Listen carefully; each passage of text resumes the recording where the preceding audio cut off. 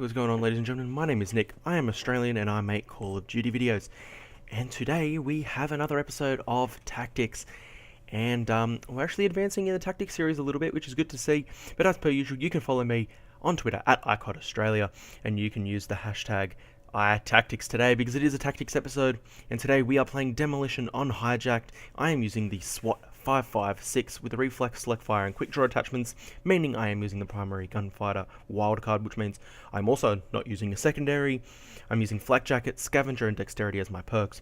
No lethal, just so I can have 2 flashbangs, because I was going for headshots this game, and you can see at the end I get quite a lot. Actually, you probably won't even notice. I think I get about 18 or 19 headshots. It doesn't tell you because it's not free for all. But I'm pretty sure I get about 18 or 19 headshots, and I'm using the Hellstorm missile, stealth chopper, and the orbital VSAT as my score streaks. And you'll see, actually, this gameplay contains a bit of map control. But of course, this is not about map control. Today's topic is thinking ahead. So, I'm actually changing up my tactics episodes into a little bit of a question and answer sort of thing. So it's obviously thinking ahead is today's topic, but I've got 3 questions that I've come up with, and then I'm going to sort of answer them, which, you know, makes things a little bit more interesting. So, first of all, the first question I've given myself is, why will thinking ahead improve your game? Well, so there's a few aspects to why thinking ahead will improve your game. 1, it'll help you win more. 2, if you're a guy who likes getting better, higher kill-death ratios, of course thinking ahead is going to get you a better kill-death ratio. But thinking ahead, just like that, makes you play better. Simply, it just improves your game that much that you're going to, you know, see someone earlier, you're going to know where someone is. Straight away when I thought of this gameplay, look, when I started this game, the first thing I thought is, okay, we're on this side, so we were on offense domination. If we can get, you know, in front of both bombs and plant one of them, like obviously you want to plant both, but I know that our teammates are going to be maintaining this area. I can just, you know, I'm maintaining this head glitch right here, and they've got no hope of getting past me. Well, they do eventually, I think, but you can see they just keep coming back, and I keep taking them out, and this is where I start banking up the headshots, and that's where I thought ahead. I knew Demolition on this map is going to just work out like this, and yeah, so I maintain this area and just start destroying them pretty much, and there I actually died eventually, but that's the key, and this SWAT 5.5 is so accurate, especially with select fire, fully auto.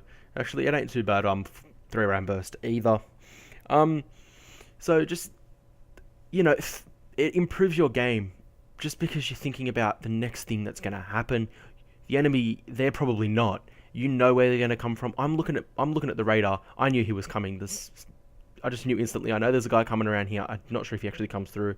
And yeah, I can see on the radar now that he's died, that he's been killed. And then I can turn my attention back here because I'm focusing on the radar and thinking ahead and banking up the headshots again. So into question number 2, and that is there even time to think ahead in a first-person shooter? That's where the good players get separated from the bad, and that's where the bad players get separated from the average, and then that's where the average players get separated from the good. I base myself in the average gamer because, you know, my good friend the Danger Darcy, his YouTube name's the Danger Darcy. On PSN he is just Danger Darcy, and he obviously thinks ahead a little more than me.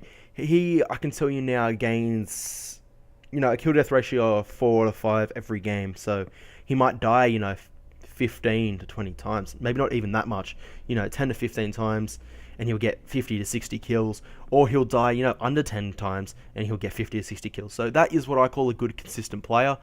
I get decent, you know, 1 to 2 KDs here and there, sometimes negative, if I'm on a bad day, but, you know, I have a decent knowledge of thinking ahead, and in FPSs, yes, it's hard to think ahead, but if you're a good player, like the Danger Darcy, you will be thinking ahead and getting, you know, good gameplays all the time, winning every game, getting good kill-death ratios, and all that sort of thing. This game, you can see, I thought ahead every single time. I knew what was happening, and that's when you have a good game. When you think ahead, you have a good game, and it isn't too difficult. Yeah, it's tough, but it's very, very possible.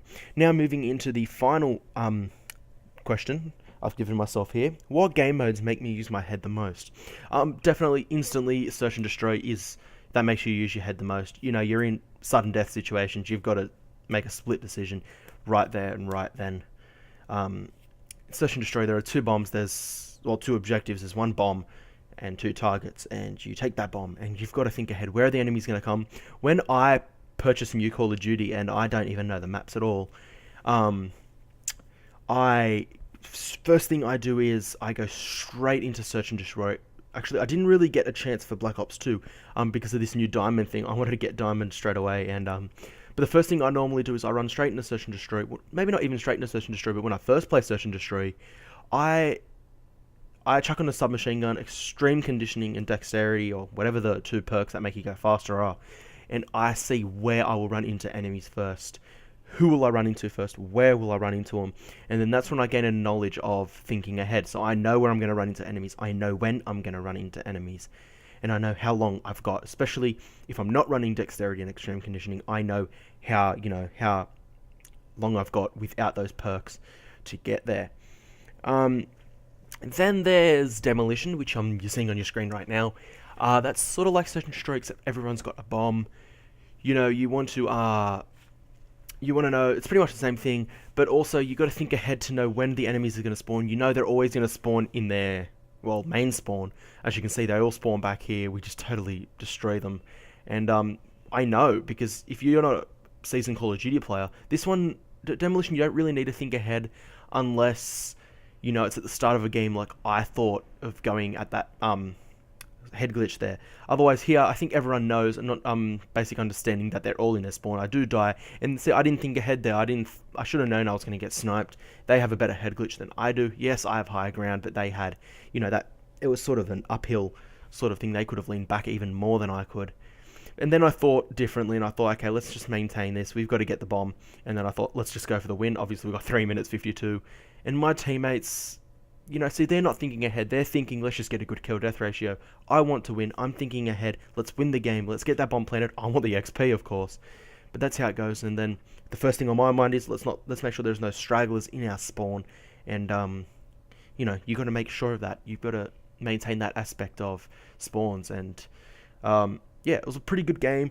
Another game mode, domination, of course. This one, you do have to think ahead. You got to think, okay, am I going to...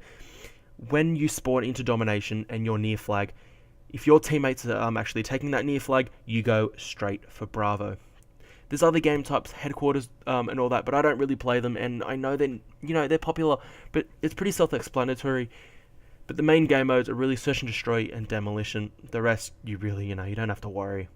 But anyway, that's it for another episode of Tactics, guys. Hope you enjoyed it. Make sure you smash that like button if you enjoyed the video. Follow me at @ICODAustralia and use the hashtag #iTactics to let me know what you thought about today's video. I'll have another video out tomorrow. I don't know what it'll be. Maybe a diamond guide. We will see. I'll catch you then. Peace.